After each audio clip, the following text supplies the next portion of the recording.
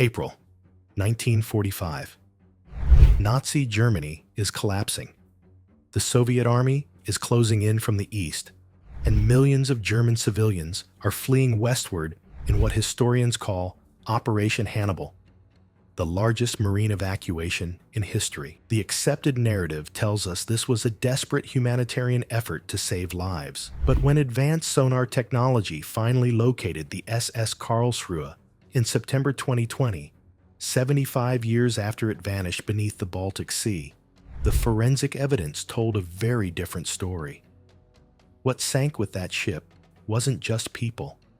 It was proof of pure betrayal. On the morning of April 13th, 1945, approximately 970 German civilians drowned when the Karlsruhe sank in just 3 minutes. Only 113 people survived out of 1,083 aboard, a survival rate of barely 10%.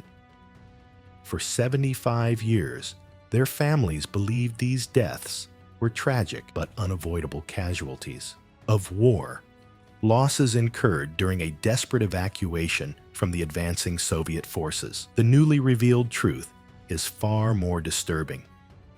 These civilians didn't die because of bad luck or overwhelming enemy fire. They died because Nazi leadership made a calculated decision about priorities: human lives versus stolen treasure. The evidence locked inside the Karlsruhe's cargo hold at 290 feet below the Baltic Sea surface fundamentally changes our understanding of the Nazi regime's final days. What they saved reveals who they really were. What they abandoned reveals the depth of their betrayal. For 75 years, the SS Karlsruhe was simply listed as lost in Nazi naval records, another casualty among thousands during the chaotic final weeks of World War II. The official story was straightforward enough. A 66-meter steamship evacuating civilians from Pillau, the port serving Königsberg, attacked by Soviet planes on April 13, 1945. Naval documents confirmed 1,083 passengers aboard when it departed the evening before. What those documents didn't adequately explain was a single troubling line item: 360 tons of mysterious cargo designated as returnable goods. During a supposedly humanitarian rescue mission, with millions of refugees fleeing westward and ship space at an absolute premium, what could possibly qualify as returnable goods important enough to fill an evacuation vessel's cargo hold? Here's where the story takes a turn. In 2020, the Baltic Tech diving team, led by Tomasz Stachura, deployed advanced sonar scanning equipment to systematically search the Baltic Sea floor. They focused on an area 40 miles off the Polish coast near Ustka. After spending over a year cross-referencing Allied, German, and Soviet wartime documents, they identified a target at 290 feet depth. The wreck was practically intact despite 75 years underwater. The 897-ton steamship, built in 1905 at the Seebeck Yard in Bremerhaven, lay exactly where fragmentary Nazi records suggested it should be, but its physical condition contradicted the official narrative of how it sank. The Karlsruhe went down in approximately 3 minutes. Extraordinarily fast for a vessel that size. A ship doesn't sink that quickly unless it's catastrophically damaged or dangerously overloaded. Initial forensic analysis revealed the vessel left Königsberg in great hurry, with cargo that had no business being there during an evacuation. And get this, Nazi naval records meticulously documented every passenger, but remained deliberately vague about those 360 tons of returnable goods crammed into the cargo hold. During the desperate final weeks of World War II, with the Soviet army closing in and transport capacity desperately needed for human evacuation, Nazi officials made space for cargo. Technical divers equipped with specialized deep-water cameras conducted detailed visual surveys of the interior. The cold Baltic waters had preserved the contents with remarkable clarity. What they found left historians speechless. Multiple sealed wooden crates and chests stacked throughout the cargo hold. The crates remained unopened, but their presence alongside well-preserved military vehicles, china, and porcelain items painted a disturbing picture. The ship's manifest listed these items as priority cargo, loaded before civilian boarding was completed. The real kicker is what this cargo displaced. Every ton of returnable goods meant fewer civilians could board. Every sealed crate represented families left behind on the dock. Nazi officials made a deliberate choice at the moment of Germany's greatest crisis: treasure over people. Diver Tomasz Swara stated that discovering a chest with unknown contents resting at the bottom of the Baltic Sea can be significant to the entire history. What he didn't say, but the evidence screams, is that this chest and others like it cost 970 people their lives. But here's where it gets complicated. The timing and location of the Karlsruhe's final voyage coincided with one of World War II's greatest unsolved mysteries: the Amber Room. Called the eighth wonder of the world, this spectacular chamber of amber panels backed with gold leaf and mirrors was looted by the Nazis from Russia's Catherine Palace in 1941. Its last confirmed location was Königsberg Castle in early 1945, just weeks before the Karlsruhe departed from that city's port of Pillau. Researchers cross-referenced Nazi evacuation records with Soviet intelligence reports about looted cultural artifacts. The pattern that emerged was unmistakable and damning. Historical analysis suggests the sealed crates aboard the Karlsruhe, particularly the 27 large wooden containers documented in fragmentary Nazi records, match the approximate dimensions and quantity needed to transport the disassembled amber room panels. The ship's departure on April 12, 1945, occurred during the precise window when Nazi officials were evacuating high-value looted artifacts from Königsberg before Soviet forces arrived. What makes this particularly devastating is that Nazi leadership knew the ship was overloaded and vulnerable. They loaded the treasure anyway.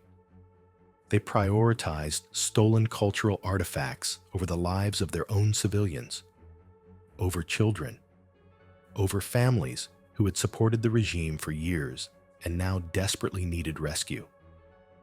The implication is staggering. One of history's greatest art treasures may have been considered more valuable to the Nazi regime than 970 human lives. Bottom line, the Karlsruhe wasn't an isolated incident. Operation Hannibal evacuated between 1.3 and 2 million people from January 23rd to May 8th, 1945. The scale was unprecedented, but the pattern of priorities was consistent.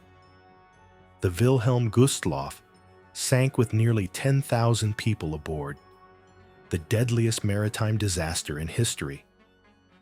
The General von Steuben carried 3,608 people to their deaths. Like the Karlsruhe, these ships were overloaded not just with refugees, but with Nazi cargo, military equipment, and officials fleeing with looted valuables.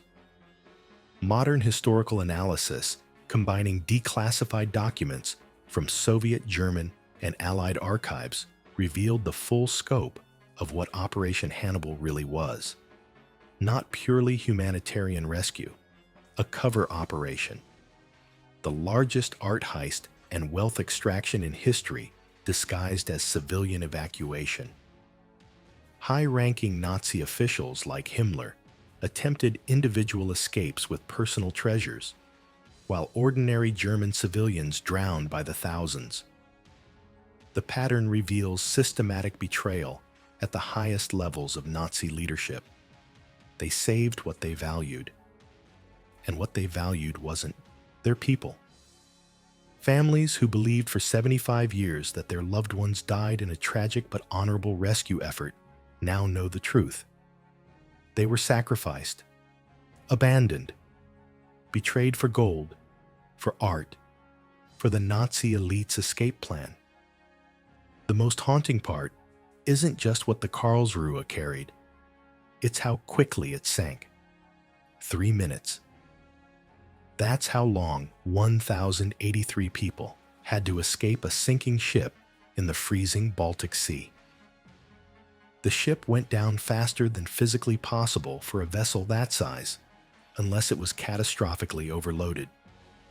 The sealed crates in the cargo hold, those 360 tons of returnable goods, acted like anchors, pulling the Karlsruhe straight to the bottom and trapping passengers inside. Nazi officials knew this risk. Maritime experts would have warned them. The ship's captain would have protested the cargo load. They loaded it anyway. This wasn't a tragic accident of war. This wasn't an unfortunate consequence of desperate evacuation.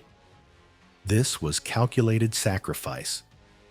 The evidence locked 290 feet below the Baltic Sea proves that in the final days of World War II, Nazi leadership valued stolen treasure more than the lives of their own people. What they found inside the Karlsruhe was pure betrayal.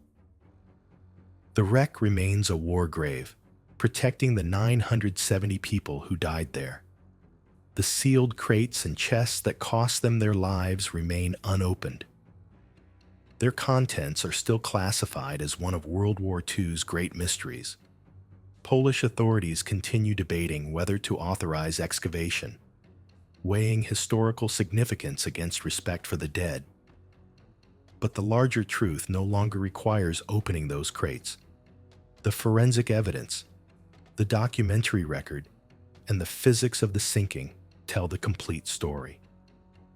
In their final desperate hours, when Nazi leaders had to choose what to save, they made their priorities clear. Not children, not families, not the soldiers who had fought for them, not the civilians who had supported the regime for years. They chose treasure, they chose art, they chose gold.